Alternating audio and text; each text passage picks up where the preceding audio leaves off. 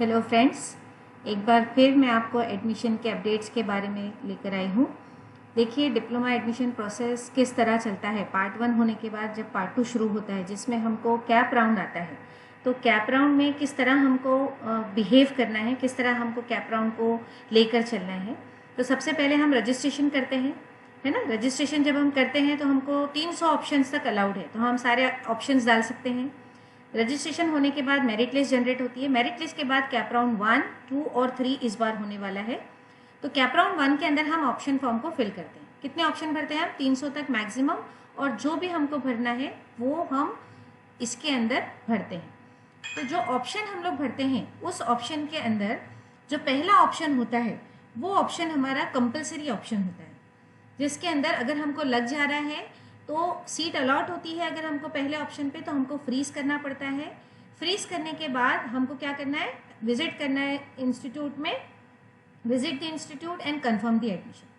तो जैसे मैंने बोला कि अगर आप कैप राउंड 1 में थे, 1 में है, और उसमें आपने कैप राउंड 1 का ऑप्शन फॉर्म भरा, सीट अलॉटमेंट आ गया। अलॉटमेंट आने के बाद अगर आपको आपकी चॉइस की फील्ड मिल गई है या ऑप्शन 1 मिला है, देखिए जिसको भी ऑप्शन 1 मिलता है वो राउंड से बाहर हो जाता है, यानी उसको ऑप्शन 1 कंपलसरी लेना पड़ता है। तो पहला ऑप्शन आपने लिया, फ्रीज किया, विजिट किए इंस्टीट्यूट, फीस भरनी पड़ेगी, कंपलसरी है। और फिर उसके बाद अगर आपको लगता है कि नहीं, आपको फिर चेंज करना है, तो आप वैकेंसी राउंड में आ सकते हैं, जो कि कैप राउंड 3 के बाद होगा।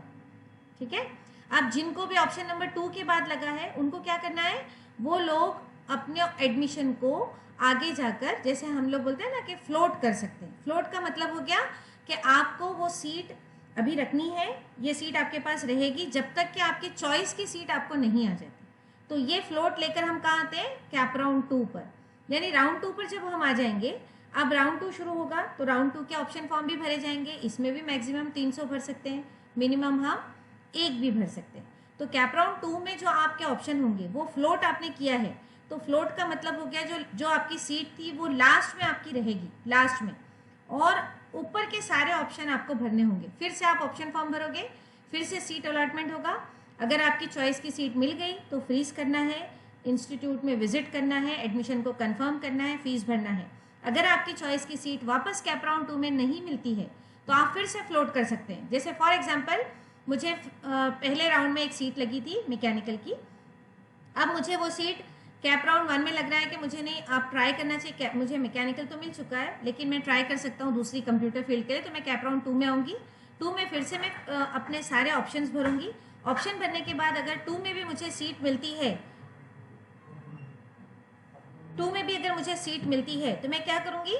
वो सीट अगर मेरी पसंदीदा सीट है, कंप्यूटर मिल गई तो फ्रीज कर दूंगी, नहीं मिली तो फ्लोट करूँगी। और फ्लोट करके फिर से कैप राउंड 3 में हम जाएंगे।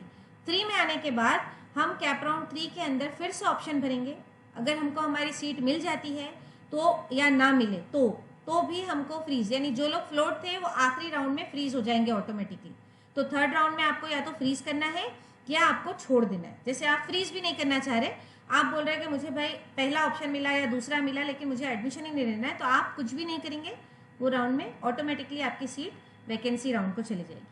तो ये आपको याद रखना है कि हमको किस तरह करना है, फ्रीज और फ्लोट किस तरह किया जाता है। देखिए, गलती नहीं करना है, क्योंकि फ्रीज अगर आप एक बार कर देते हो, फीस पे कर देते हो, फिर कोई भी आपका एडमिशन राउंड में आपको वापस नहीं ला सकता। तो आपको राउंड में रहना है, तो आपको फ्लोट करके आगे जाना है जब तक कि आपके चॉइस की सीट आपको ना मिल जाए।